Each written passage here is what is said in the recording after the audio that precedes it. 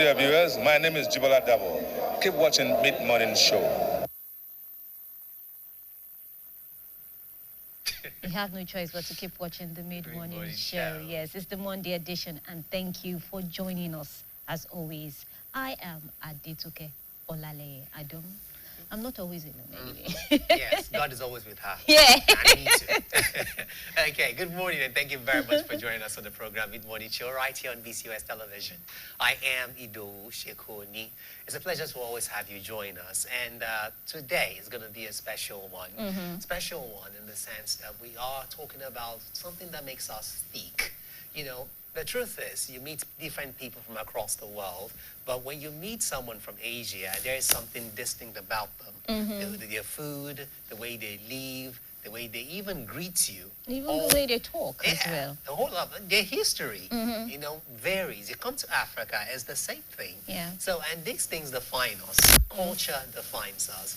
But then you wonder, when you look at a place like Africa with a lot of history, we talk about colonialism, we've had some influence of change, things affecting our own culture, and it makes you wonder, do we still have the pure thing, or we have an adulterated one?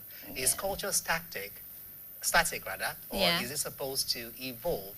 How do you know when you are evolving and not just laying it down by the roadside and throwing it away? And I think the truth is, when they say culture is a way of life, I think we are missing what the way of life is all about. Culture is who we are and is our identity. But people believe that they shouldn't be restricted to their culture because they have other options. Of course, they have other options to pick from this culture they want or another person's culture. So I think it's because we have a whole lot of diversity and there is a little bit of identity issue. But should it be really bad if I pick something from another culture which I like? That doesn't necessarily mean I throw mine away. That's why we need to understand what culture really is. Okay. If it is ours, there shouldn't be any form of conflict about it. So those are the things we'll be trashing. Talking about on the show, because culture is who we are. But are we actually preserving it, or are we throwing it away? No way. These are the questions that we'll be asking ourselves. And yes, let's say apologies to you for bringing you the program a bit behind schedule. We had a little bit of hiccup, you know, leading up to starting. Okay, so apologies for that. And yes, yesterday was a special day. Our fathers, yes. We celebrated them a whole lot. I've been hearing a lot of responses. Yeah, no, this year is quite unique. There's this more of expression from people it feels around. Like finally, the world is, I mean, society is the society is finally realizing the role fathers play.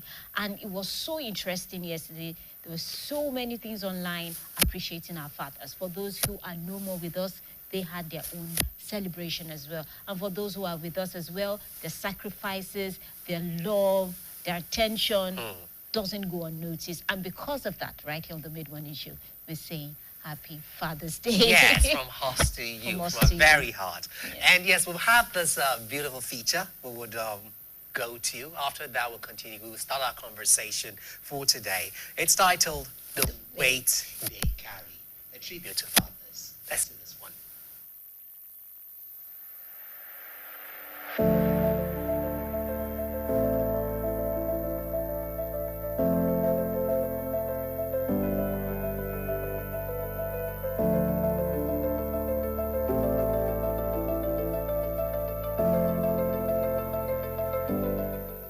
There is a kind of strength that does not announce itself.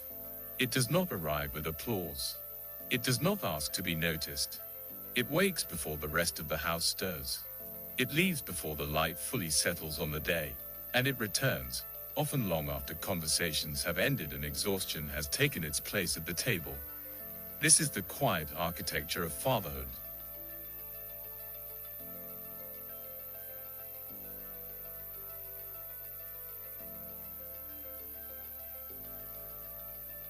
Across homes, cities, and generations, fathers occupy a space that is at once central and overlooked. They are providers, protectors, teachers, disciplinarians, and, in many cases, silent emotional anchors.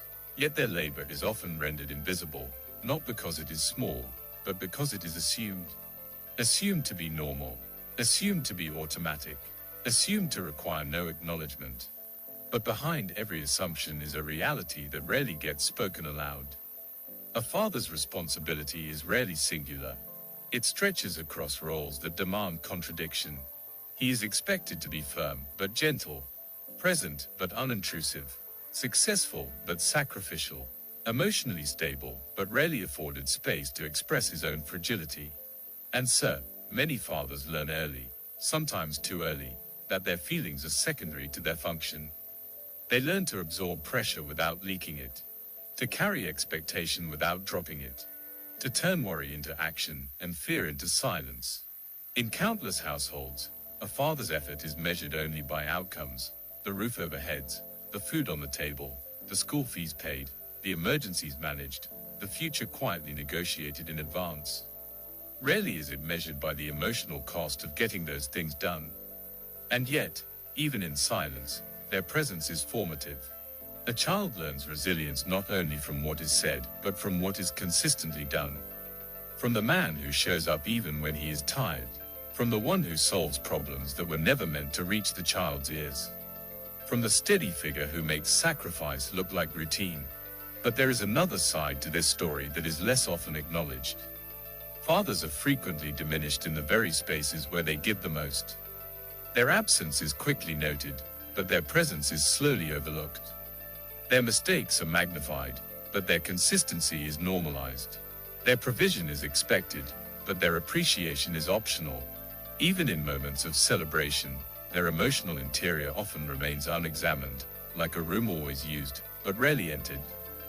What happens to a man who is always expected to be strong, but seldom allowed to be seen as human? What becomes of a life defined more by responsibility than recognition? And yet, despite this imbalance, fathers persist. They persist in systems that rarely pause to thank them. They persist in economies that stretch effort thin. They persist in family structures that depend on their reliability, even when reliability costs them rest, comfort, and sometimes even identity. There are fathers who are present in every sense of the word, physically, emotionally, financially. There are fathers who struggle but still show up. There are fathers who rebuild after loss, who start again after failure, who carry families through uncertainty without ceremony. And there are fathers whose efforts are not always perfect, but are nonetheless sincere, human, and deeply consequential. To speak of fatherhood is not to idealize it. It is to recognize its weight. A weight carried across generations. A weight often passed down without instruction manuals. A weight managed in silence, because silence is what was inherited. And still, within that silence, there is devotion. Not always loud, not always polished, but steady. So on this Father's Day, the question is not only what fathers do, but what it costs them to do it without acknowledgement. What does it mean to build a life for others while rarely being asked about your own? What does it mean to be the foundation, while rarely being seen as part of the structure worth admiring? Perhaps recognition is not about grand gestures. Perhaps it begins with something simpler, the willingness to see fathers not only as roles, but as people. Not only as providers, but as participants in the emotional fabric of family life. Not only as strength, but as human beings who also carry need, fatigue, and hope. Because beneath the title, father, is a person who is also learning, also struggling, also becoming. And if strength is what has long defined them, then perhaps it is time to expand what strength looks like, to include presence, sacrifice, endurance, and yes, the quiet dignity of being overlooked and still continuing. So today, we do not only celebrate fathers. We recognize them, we see them, and we acknowledge the invisible labor that has long held so many lives together. Not as an afterthought, but as something indispensable, because without it, much of what stands would quietly fall apart.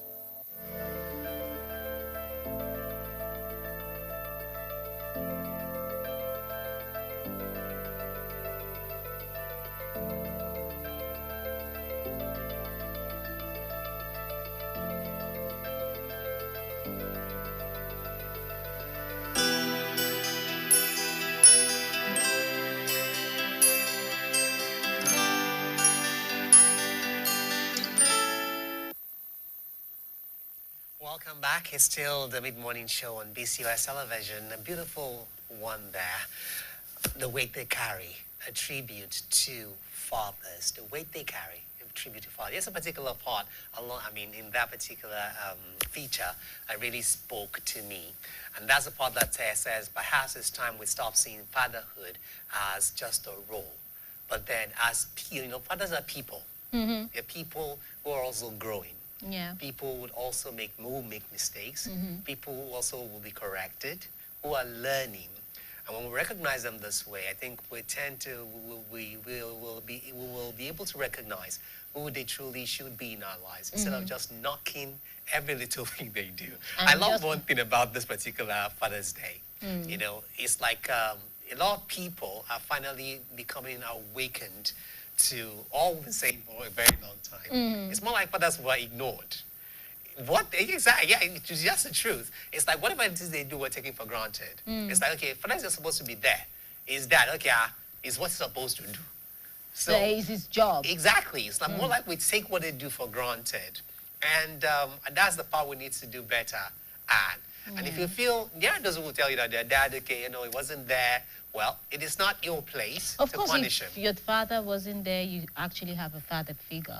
So you can Were celebrate. you there your father- yesterday? So you can celebrate your father figure. You can celebrate your mentor, and they're human beings. Human beings make mistakes. So as much as you might say you don't love that father because of what is done, forgiveness is for you and also for your father. True. So there's a place to forgive and let go.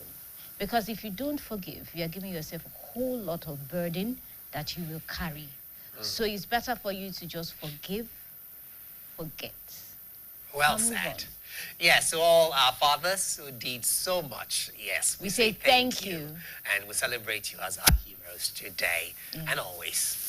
And the show today, like we said, we have a fantastic conversation, kind of really relevant as well, and also very personal, because they say that culture is a way of life. And our topic today is if culture cry. There'll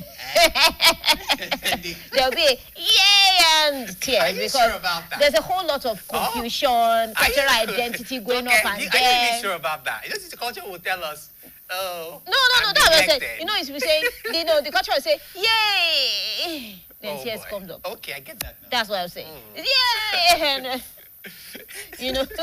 so that's what we. So if culture should speak, are we preserving our culture? Are we throwing it away? Or are we really aware of this culture? Many of us are aware, but the generations to come, are they fully aware Already of have this Z, so culture? why We is have it Z anyway. Where am I going back? So this is what we'll be discussing on the show today. If culture should speak, Yes. what's wrong with our values? And we have our guest right here in the studio already. She's Mary Chineye Nweke, right? Nweke. She's a Nigerian writer, Yeah. a publisher, and cultural curator. And it's our pleasure to welcome her on set this morning. Good morning. Thank you for joining us. Thank you for Thank you. having me. Yeah, you're really showing us the culture. Uh-huh. And she's not confused. That is all. That's all. She's not confused about our culture, but it's really nice to have you. And I must say, I really love your dress. It reminds us that Thank you. our own kind of dress too is really not that bad. Okay. Yeah. So they say that if culture could speak, are we now saying that culture is silent in some way? I would say that I wouldn't say that it is silent right now, because over the years, culture has been trying to voice out. Let's say it starts with being killed by the old colonialism, the fact that a lot of our stories were demonized in the process of trying to colonize the Nigerian system. So I would. And you know how Asians can be when it comes to their culture. They're quite very, very strict with it. But then you still see elements of things being borrowed from the Western world. For example, everyone wears suits. They're going to work and all that. So, and you wonder, when we come home, it's more like when you borrow something from another culture that is seen on you, let's say dressing, it's seen as, okay, wrong. So at what point do you say, this is culture? At what point do you say, I've thrown culture away? And at what point do